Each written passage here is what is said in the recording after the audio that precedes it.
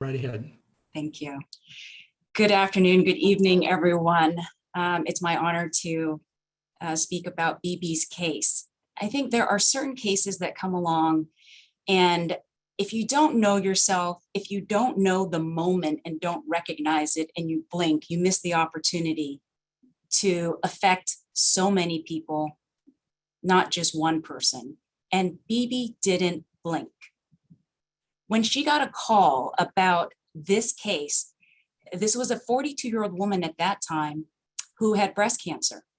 And she was only 34 when she was diagnosed with early stage breast cancer. And it was early stage because within those 2 years after the diagnosis, it would have made a difference if she went ahead and got chemotherapy, if she went ahead and had radiation. But she didn't. She had family members who told her about this miracle way to treat breast cancer that was not traditional medicine. It was something called the pH miracle. And it was a book written by Robert Young, who was a self-declared naturopath, and he was selling this all around the country. This book became famous. It was translated into 18 different languages. It was a bestseller, and it was the pH miracle: balance your diet, reclaim your health. And it was a way to tell people that you don't need Western medicine. You don't need to spend money on your health insurance. You can just balance out your pH, your alkaline and your acid levels in your blood, and you'll be fine. And of course, that didn't work. Dawn Cowley, as I said, was only 34 years old. She found out, of course, 4 years later that she was diagnosed then with stage 4 breast cancer, and she was going to die. And it wasn't until after that that she realized that she had been duped by this man who had a 48-acre ranch where he influenced thousands of people. He had thousands of followers who were saying, we don't need Western medicine. We can just drink a combination of baking soda and saline, and we can put this in our system and we'll be completely relieved of these bad cancerous cells that proliferate in everybody else's body and that does respond to chemotherapy, adjuvant therapy, but you don't need it. And so Bibi actually ended up taking this case to trial. And this woman, who was then, at the time of trial, 45, with 4 children, the youngest of which was 8 years old, and had to recognize and tell her own children that she was going to die because she didn't listen to her doctors, that instead she followed this man, this charlatan, who made her believe that she would be cured. And so when you think about the CAOC award for Trial Lawyer of the Year, what is the impact? First, let me talk about the skill set of Bibi Fell.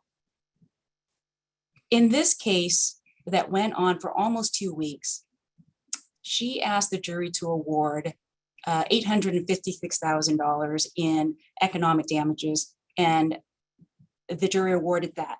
She asked for $33.8 million for non-economic damages, really, which represents the years that Dawn Cowley would lose because she would die prematurely of the cancer. And the jury didn't take the 33.8 number. They said, you know what, that deserves 84.5 million. And that's not a fluke. That's not because they were just so sympathetic. It's because Bibi built a case and told a story that actually revealed how much of a victim this person was. And when we start to think about why is that a big deal, and I can say this to this group, because in this age, for instance, of anti-vaxxers, how many people feel sorry for people who decided not to take the vaccine but died? And when we think about broad implications, why does this case matter? It's because it's about a man who took these people and emphasized, hey, unthinking respect for authority is the greatest enemy of truth, and that's okay. Now, that was said by Albert Einstein, way long ago. It's something that we recognize today, and that's what makes this so relevant.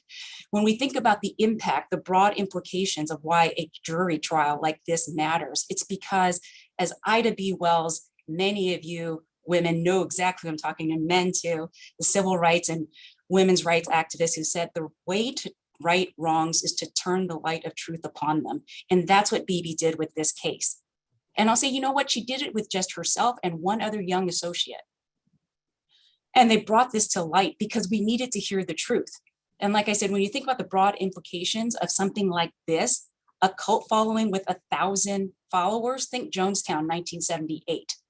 Why did that need to come to light? Think Branch Davidians, 1993, 76 people killed. Now, you know, this person, Robert Young, didn't have ATF bearing down his doors. He didn't have the DEA or the FBI, but this is every bit as significant. So when you think about like why this matters, why CAOC awards matter, it's to highlight and bring to light the cases that do matter, that do show something unusual, that show off the skill set, because this, at the end of the day, ladies and gentlemen, is still a craft, it's a profession. And when we recognize something that makes our skill set even better, that we can learn from and do, it's incredible. And the other thing I should mention about why this case is so big and is important, even though not all of us heard about it in the news, it was well covered, but the BBC is going to do a documentary on this.